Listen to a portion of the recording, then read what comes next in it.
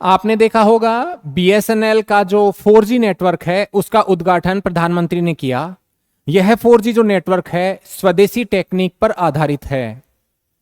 स्वदेशी टेक्निक पर आधारित होने की वजह से भारत अब उन देशों की लीग में आ गया है जिनके पास खुद की कोर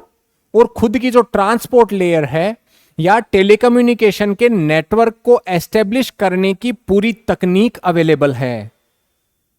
अब हम डेनमार्क, स्वीडन, चाइना जैसे जो कंट्री हैं उनकी लीग में आ गए हैं। कैसे जो है हमारे लिए बेनिफिशियल रहेगा और इसके अर्थव्यवस्था पर या भारत की जो इमेज है उसके ऊपर क्या पॉजिटिव इफेक्ट हो सकते हैं। पहले आपको यह समझना है, जब हम किसी भी टेलीकॉम नेटवर्क के बारे में बात करते हैं तो उसमें जो है आपको 3-4 चीजें देखनी होती हैं।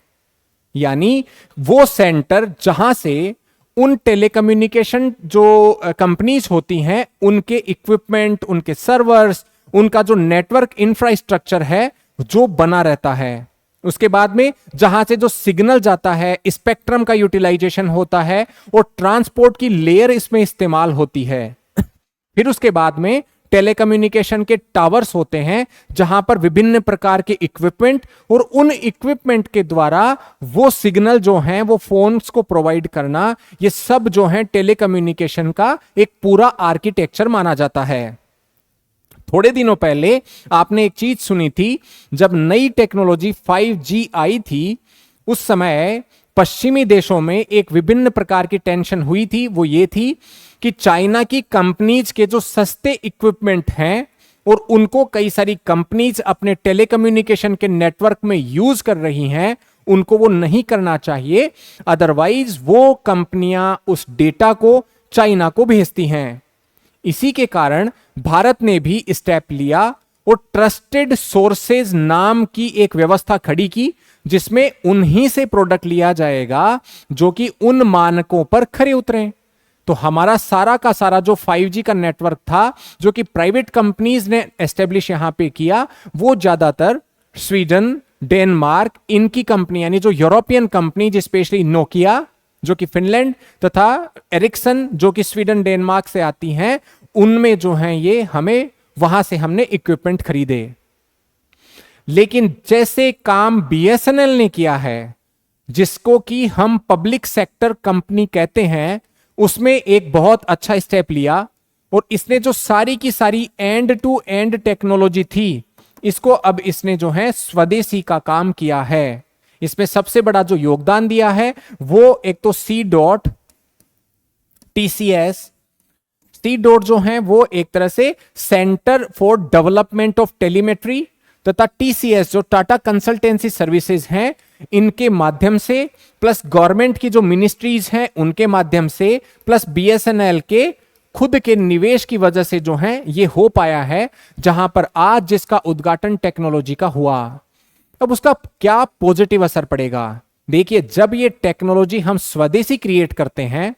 तो इसका सीधा सीधा फायदा यह होता है कि हम वो प्रकार के टेलीकॉम इक्विपमेंट को एस्टेब्लिश करने में खर्चा हमारा कम आता है। क्योंकि जब विदेशी कंपनियां या कोई भी बाहर की कंपनी हमें प्रोडक्ट देती हैं तो उनका मुनाफा या तो बाहर जाता है या वो प्रोडक्ट जो है वो महंगे होते हैं। तो हमें सबसे पहला जो इसका फायदा होगा वो ये होगा कि हम कोस्ट इफेक्टिव जो टेलीकम्युनिकेशन के नेटवर्क हैं वो एस्टेब्लिश कर पाएंगे। और जितना इन कंपनियों का पैसा टेलीकॉम इक्विपमेंट को या टेलीकॉम का नेटवर्क को बिछाने में कम लगेगा, हो सकता है उतना फायदा एंड कंज्यूमर को भी हो, प्राइसेस को जो टेलीकॉम की हैं उनको कंट्रोल रखने में। सीधा फायदा नंबर 1। दूसरा फायदा आप बता सकते हैं, इसका दूसरा फायदा यह है सेल्फ रिलायंस। यानी कल को मान लो हमें किसी प्रकार की ऐसी दिक्कतें आए, टैरिफ्स के कोई मेजर ले लें या कोई भी ऐसी अन्य दिक्कत जिसकी वजह से वो कंपनीज के प्रोडक्ट की सप्लाई हमारे मार्केट में कम हो जाए, तो कम से कम हम इस आत्मनिर्भरता को हमारे यहां पर यूज कर पाएं। डोमेस्टिक इंडस्ट्री को हम कैसे भी रैंप अप कर सकते हैं, सप्लाई को जब मन मर्जी आए तब बढ़वा सकते हैं। तो सेल्फ रिलायंस, आत्मनिर्भरता उसमें आ जाती है। तीसरा जो मेजर फायदा ये हो सकता है कि हम जो ये टेक्नोलॉजी है उसको हम एक्सपोर्ट कर सकते हैं, स्पेशली ग्लोबल साउथ के कंट्रीज को। ये ग्लोबल साउथ जो कंट्रीज हैं उनमें अभी जो है टेलीकम्युनिकेशन के नेटवर्क या तो बिछ रहे हैं या वहां पर जो है उनमें कोस्ट जो है अफेक्टिव मॉडल पर काम चल रहा है। तो कोस्ट के तौर पर हम प्रमोट कर सकते हैं और सिक्योर प्लेटफॉर्म के तौर पर भी इसको प्रमोट किया जा सकता है, जिसकी वजह से न केवल हमें वहां से फॉरेन एक्सचेंज मनी प्राप्त होगी, जबकि भारत की टेक्नोलॉजी की विशेषज्ञता तथा उसकी विश्वसनीयता में भी उन कंट्रीज को एक बेहतर जो है मॉडल मिलेगा। जब ये कंपनीज भारत की इस पर्टिकुलर प्रोडक्ट को स्वीकारेंगी तो अन्य प्रोडक्ट के ऊपर भी, भारत के प्रोडक्ट्स के ऊपर विश्वसनीयता इन देशों में जो है वो बढ़ेगी। तो एक बेनिफिट उससे हमें ये होता है। आप एक और चीज बता सकते हैं, ये नेटवर्क जब हम स्वदेशी रूप से वो करेंगे, निर्माण करेंगे, तो ये प्रोडक्ट जो है सिक्योर भी हम डेवलप करते हैं हमारी जरूरतों के हिसाब से। चाहे वो क्लाउड बेस्ड नेटवर्क बिछाना हो, चाहे उनमें हमें कैसे भी इक्विपमेंट लगाना हो, उनका डेटा, उनका मैन्युफैक्चरिंग का जो भी चीजें हैं वो सब हमारे ही देश में रहेंगी। इसलिए हम सिक्योरिटी भी जो है उनको फुल प्रूफ सिक्योर कर पाएंगे। जिस हिसाब से उस समय जो शंका फैली और कई सारे इक्विपमेंट को टेलीकम्युनिकेशन कंपनीज को बदलना पड़ा, जो कि चाइना से आते थे, उनको बदलना पड़ा, तो उसमें भी कॉस्ट गई तथा एक शंका जो है सिक्योरिटी की रही, तो उससे भी हमें निजात मिल सकती है। यह हमारा चौथा फायदा है। अगर हम बाद में बात करें पांचवें फायदे की, तो अब चूंकि अभी तो हमने 4G का पूरा स्टैक बनाया है,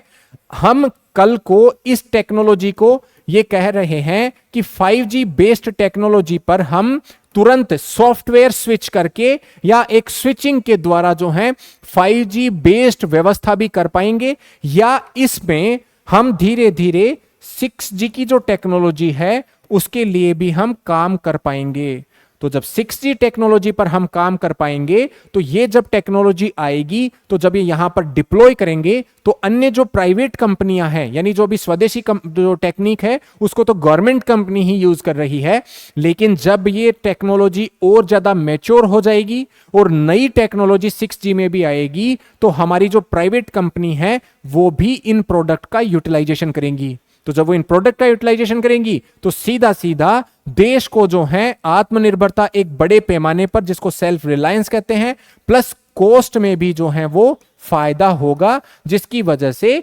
एंड कंज्यूमर यानी हम जो ग्राहक हैं उनको भी टेलीकम्युनिकेशन के प्राइसेस में कमी या उतनी बढ़ोतरी नहीं देखने को मिलेंगी अगर ये फॉरेन टेक्नोलॉजी रहती। तो एक जो है हमें साधन ये मिलता है।